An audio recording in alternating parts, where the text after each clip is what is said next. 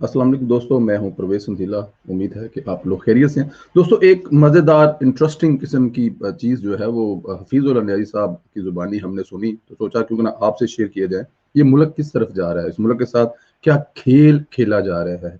ऊपर से नीचे तक नाअहलों का एक टोला मुसल्लत कर दिया गया, ऐसे लोगों का टोला जिनका ना कुछ सर है, ना कोई पैर है, ना तलीम है, ना तजर्बा है, ना कुछ भी नहीं है। उनको आपके मुल्क पर मुसल्लत कर दिया गया है। पहले एक छोटा सा वीडियो क्लिप आपको सुनाते हैं 30 सेकंड का, फिर आपसे उस पर बात करते हैं। पहले आप ये क्लिप सुने। आप इधर से वजारतों की म्यूजिकल चेयर शुरू है, एक से एक ले लेते हैं, दूसरे को देते हैं। अल्लाह के दिन है, शेख रशीद जो है हमारे वजीर दाखिला है, किसी बेचारी की तालीम ही नहीं है। पता नहीं किस तरीके से दो चार मैट्रिक उसने नकलों में कर ली होगी, नहीं की होगी। उसका तालीम से कोई तल्लक नहीं हो, तो खुद कहते मैं कोई तालीम वाला बंदा नहीं। उसको आपने पाकिस्तान की वजारत दाखिला दे दिया। ये पाकिस्तान के हालात आने थे। हम किधर इस मुल्क को लेके जा रहे हैं?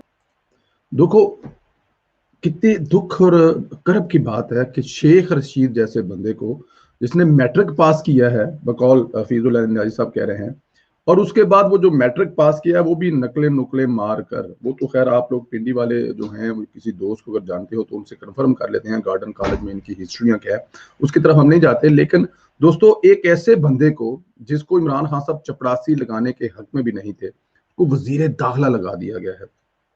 उसकी काबिलियत आप सबके सामने है। क्या इस मुल्क के ये हालात आ गए हैं? क्या इस मुल्क में कायदीन का, क्या इस मुल्क में लीडरों का, क्या इस मुल्क में पढ़े लिखे लोगों का इतना फुकदान आ गया कि शेख रशीद जैसे बंदे को वजीर दाखिला लगा दिया है। आप देखें, पाकिस्तान की तारीख में ऐसे ऐसे वजीर दाखिला रहे हैं जिनको सियासत में तजर्बा, जिनको पूरी दुनिया जानती है, जिनको पता है किससे क्या बात करनी है और फिर मुल्क की हिफाजत करनी होती है। वजीर दाखिला ने आपको आपके आपका जो जानो माल है उसकी हिफाजत जिम्मेदारी होती है। लेकिन हमारे मौजूदा वजीर दाखिला साहब क्या फरमा रहे हैं कि 20 बंदों की जान को खतरा है, जिनमें मौलाना फजल मान साहब टॉप ऑफ लिस्ट पर हैं। अब इसमें मजे की बात यह है कि जिस बंदे की जिम्मेदारी ये है कि वो मौलाना फजल मान साहब को, बिलावल भुट्टो जरदारी को, मोहतरमा मरियम नवाज साहिबा को हिफाजत देनी है, प्रोटेक्ट करना है, वो बता ये रहा है कि ऐसे लोगों की जान को खतरा है।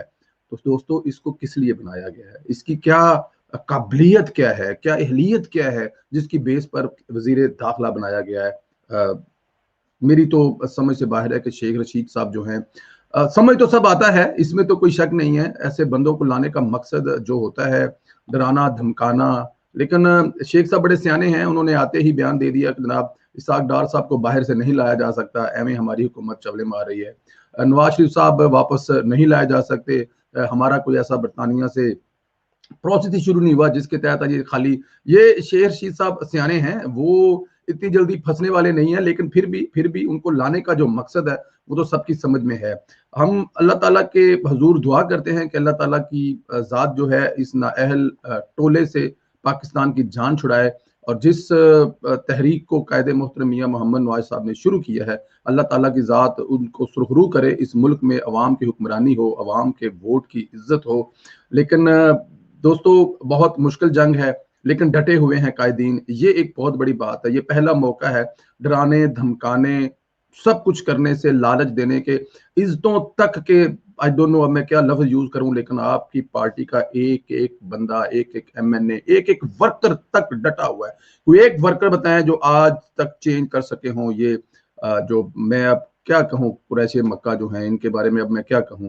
लेकिन दोस्तों, इंशाल्लाह ताला अल्लाह खैर करेगा। आप लोगों ने घबराना नहीं है, और शेर रशीद जैसे बंदे की काबिलियत जो है वो आपको बता दी है। अल्लाह ताला की जात आपको जिंदगी दे से दे, इंशाल्लाह आपसे एक दूसरी